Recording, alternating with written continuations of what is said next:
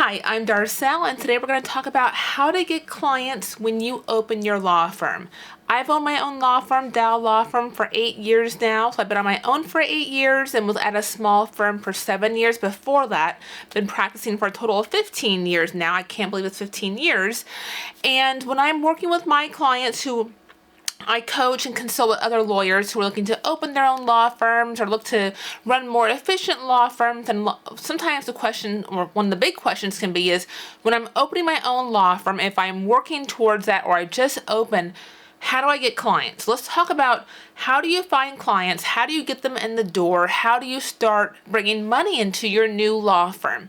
Of course, it's one of the most important things for you to do as a law firm owner is to get clients in the door. And I tell a lot of my clients that I work with is that, when you open your own law firm, be prepared that practicing law will be the smallest part of your day. That's the smallest part of what I do. The biggest part of what I do is sales. When you're doing consultations, especially if you have like a consumer-facing practice like I do estate planning, real estate, and bankruptcy. And so I have a consumer-facing type of practice, right? And so the biggest thing I'm doing is making sales and having those consultations and bringing people in the door and closing those sales with clients. So how do we get the clients in the door?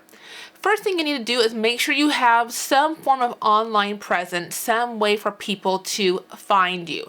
So you got to have a good website. And when I say you have to have a good website, I do not mean you have to have an expensive website. Do not go and pay a lot of money for an expensive website. Now, this is my advice. If you want to spend a lot of money on a website, please, by all means, if you have the ability to do so, please do so. But for me and my practice, I did not. And when I'm working with my clients, I'm a big proponent of really having a shoestring budget when you open your own law firm until you have the consistent income coming in every month to justify increasing your expenses. And so when I went out on my own and when I opened my law firm, which is Dow Law Firm, I did my website myself. Now there's a wide array of options, WordPress and Wix being kind of the two biggies at that time. I tried those and it was, even though it was supposed to be simple, I still found it to be complicated. I'm just not techie at all. And so I went to Squarespace, which is what I recommend to my clients, and also GoDaddy. GoDaddy has really good websites from what I see. You can do yourself, drag and, click, fill in the blank, really beautiful templates, professional templates. And I think the cost for Squarespace is like $150 a year. GoDaddy is probably pretty similar. You can have a blog on your website. You can add the photos. I mean, you can do so much with the websites. And so that's what I would suggest doing. If you have the ability and you want to hire someone to do a website for you, if you don't already have someone, Fiverr, Fiverr, there's 2 R's on that. It's a great place for you to contract out work for jobs like that. So I would go to there to try to find someone to build a website for you. But if you use GoDaddy or Squarespace, you don't need someone to build it for you. You really can do it yourself. And when I'm looking, I just, you pay a lot of money for anti-reflective glasses and all I see are reflections in my glasses. It drives me crazy, but hopefully you don't mind it. But that's where you're going to start with your online presence, is building your website. Whether you do it yourself, hire someone to do it, you want to have a nice website. In order to do that, to have a website, you have to get a domain name for the website. So for mine, I have dowlawfirm.com. So I went to GoDaddy and I started looking up a bunch of names that I wanted for my firm's website. So whatever your law firm name is going to be, if it's, your name, if it's your initials, whatever you've called your law firm, look for that first, right? And then it'll tell you if it's taken or not, or it'll give you some suggestions of others. You'll always want to stick with a .com website address. Do not go with, there's all kinds of other things, like I think .law or .legal or don't. Stick with .com. It can make it kind of hard to find the website that you want, but please believe me, you want a .com just for ease for clients to find it and for it to come up. Go with a .com. So you want to start there.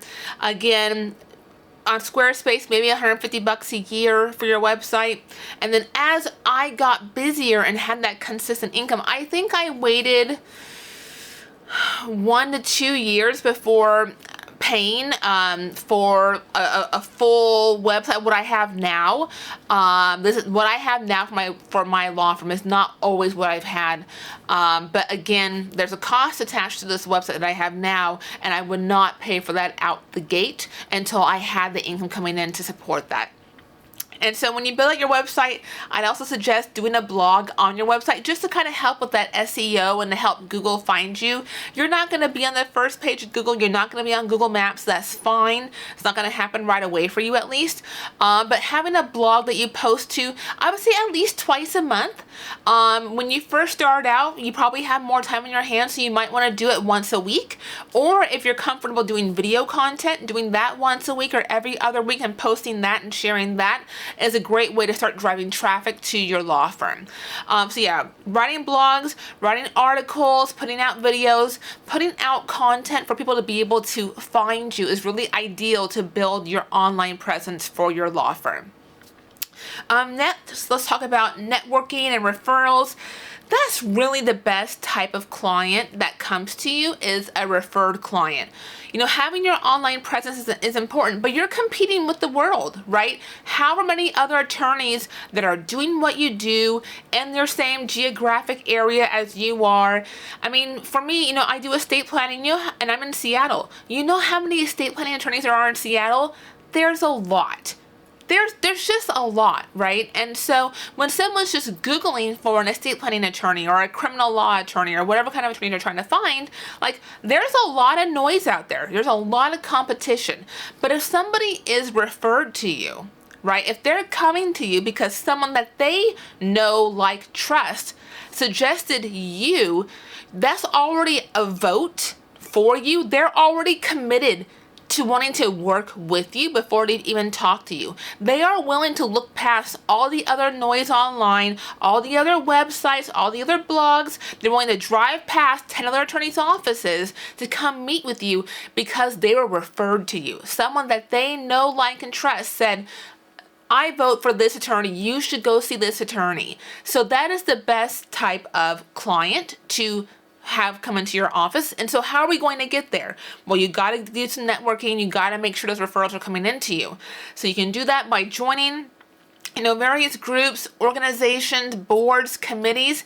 Now, you'll want to do this in the legal profession, but also outside of your legal profession as well. So in your legal profession, you're probably going to have a county bar. The state bar is going to be kind of large and hard to meet other people, but your county bar will be smaller. You can meet people there. There might be other committees or other organizations that are interest-based or otherwise. There's a commonality. So like in my bar association for the state and the county level, we have the solo and small practice section. We have the estate planning section. We have the, you know, bankruptcy section. So whatever your practice areas are, you'll want to join those sections and maybe even get involved with those committees for a few reasons. One, is a great place to ask questions. It's a great place to get resources. Many times you can get free CLE credits from these sections. Like most of my sections, they offer like a monthly lunchtime CLE over Zoom that's free. It just comes with your membership. But also it's to develop these relationships with other attorneys. So that means that it's not enough to just join the section. You have to actually go to functions, reach out to people, and actually, you know, start to build relationships with people who are in your practice area, because you're going to need that for that mentorship also, right? And also for referrals, but also cross practice areas. Like for my bankruptcy practice, a cross practice for me would be real estate and probably family law. There are two types of attorneys who are probably going to see clients who need bankruptcy help. So that's probably a great place for me to start reaching out and networking with other attorneys who are not just in my practice area, but will have clients who have a need for my practice area, and vice versa, where I can give out referrals to family law attorneys, to real estate attorneys. Like there's so many other practice areas that not only are you looking to receive referrals, but you're also looking to give referrals. I give away so many more referrals than I receive, but it has come back to me tenfold. So you want to make sure you're not just looking at this for what can you get out of it, but also what can you put into it? What can you give to others? So other legal organizations, non-legal organizations, other community organizations or groups, or your Chamber of Commerce, Rotary clubs, Rotary Club. I'm not involved in my Rotary Club here, but my Chamber of Commerce I am. So you have to figure out, okay, what's going to be a good fit for you? Where are you going to be able to give value and receive value? Don't just look at where can you receive. It's not just gimme, gimme, gimme. It's also what can you give, what value can you provide to others. Okay. We're also looking at, next I would say kind of online legal directories. There's quite a few of them. I would not pay for any of them. For your Avo, that's the big one that comes to mind is Avo. There's some others. I would say claim your profiles, fill it out, make sure your picture is there. But don't spend a lot of time there. Don't spend a lot of money there. Where you want to spend more time is your Google My Business profile. That's the profile you need to claim, which is free. Have it verified by Google so you can show up on Google Maps. And then when you first start getting client reviews, and as you get clients, you're going to need them ask them for reviews. And I'll do another video on getting reviews because I have a process on how I get reviews from clients, how I ask for them, and I'll kind of share that with you separately. But you want to develop your Google profile and make sure you're getting your Google reviews. That's the best place for your Google for reviews to go. It's your Google profile. If you want to get a few reviews on Avo or on FindLaw or Justia or other directories, that's fine. But focus on your Google My Business profile first. That's the most important directory for you to claim, fill out, build it out, get reviews, because that's where clients are looking, is on Google. So make sure you claim that profile and fill that out. Next way to get clients coming in the door. Start, if you have practice areas that maybe you have experience in or that you want to practice in, figure out how can you provide something of value in the form of a workshop, a talk, a CLE. All the county bar associations, all the state bar associations always need speakers because they always want to give their members CLE credit. So can you put together a 1-hour presentation about something in your practice area? That's a great way to, build your reputation, get yourself out in front of other attorneys who don't know you already, to start building a resource for referrals, and to really build yourself as an authority on that practice area. I did a introduction to bankruptcy talk for our state bar association, I think back in 2016. I still get referrals from people who watched that presentation I did, and it was 8 years ago.